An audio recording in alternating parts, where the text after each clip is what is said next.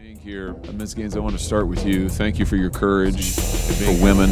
You have been subjected to an unbelievable amount of abuse. You talk about intimidation, threats of violence. You have suffered it. I want to put up here a picture so everybody can see it. This was the welcome you were treated to at San Francisco State University just a couple of months ago when a mob assembled where you were supposed to speak, I believe for over 3 hours, screamed, threatened you, barricaded you in a room. Do I have that basically correct?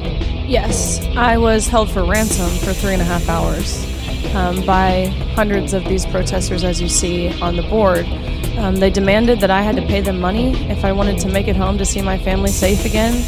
But what the law enforcement I was met with in San Francisco, in my opinion, failed miserably in effectively doing their job.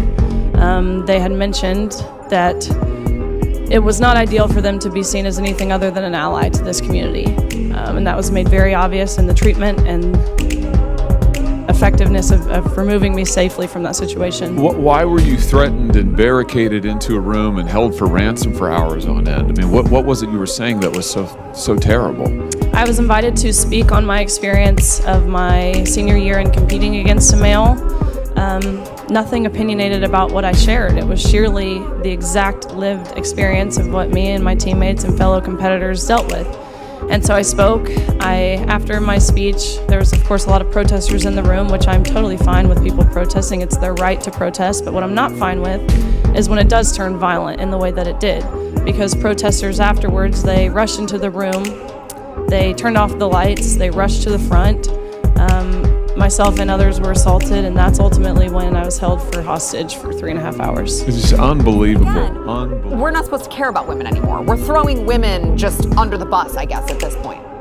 This is the greatest attack on women this nation has ever seen. It's the greatest attack on children. It's the greatest attack on the womb. It's the greatest way Satan can attack the kingdom of God is to destroy legacy, and legacy comes through procreation.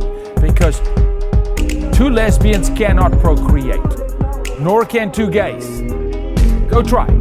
You will fail, like 100% of the time.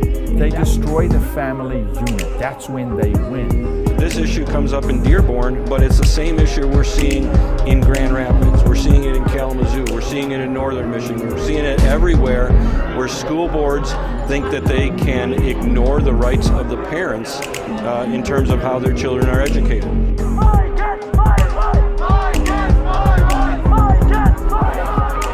What I want to tell each and every one of you out there, we have beside you either a Christian, a Jewish, maybe atheist. We all standing here for one cause and one cause only, is how to protect our future, which is as our kids. Let's move to this from Post-Millennial. An educator at El Dorado High School in Placentia, California, was captured on video giving students explicit instructions during class on how to have pleasure during anal sex and where to find sex toys that will stimulate the prostate gland.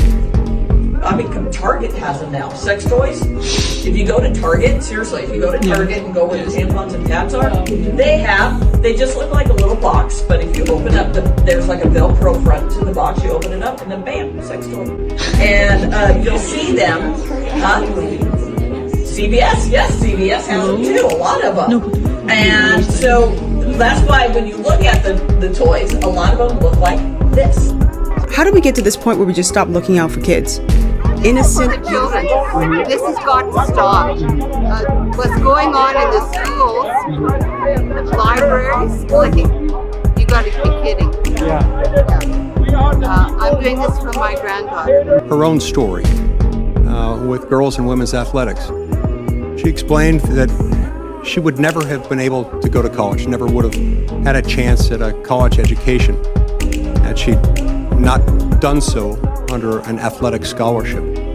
And while she was in college, she became the most dominant female track athlete in the state of Utah. And she was a 2-time All-American sprinter who held the 100-meter record at BYU for 22 years. She told me that even at the height of her collegiate year, as one of the top female sprinters in the country, she would sometimes go to help her dad, who coached high school track. She said even then, the high school boys could beat her because of biological differences between people who are born male and people who are born female. You know, I go to the women's changing room at my gym, and there's a dude in there, and it's so sad that women have internalized misogyny to the point where the man's comfort takes precedence over the woman's safety. There's a reason why they don't want to be in men's prisons, because men beat each other to death. So what would you say to all the high school female athletes who worry about losing potential college scholarships? To say nothing of the world in which we now face, name, image, likeness, endorsements, and things like that, all the things that they might forego as a result of having to compete for scholarships, endorsements, and notoriety with people who were born male. My message would be that it's not transphobic to acknowledge how women deserve respect, how we deserve safety, how we deserve fairness, we deserve keeping our dignity.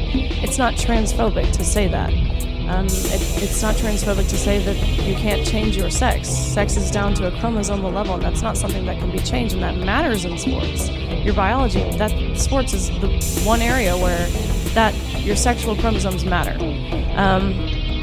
And again, I'll echo Harley's message as well, as you're not alone. The overwhelming majority of people regarding this issue of fairness in women's sports agree that having men in women's sports is wrong, and that it's unfair, and it's a violation to, again, our privacy and rights to safety as women.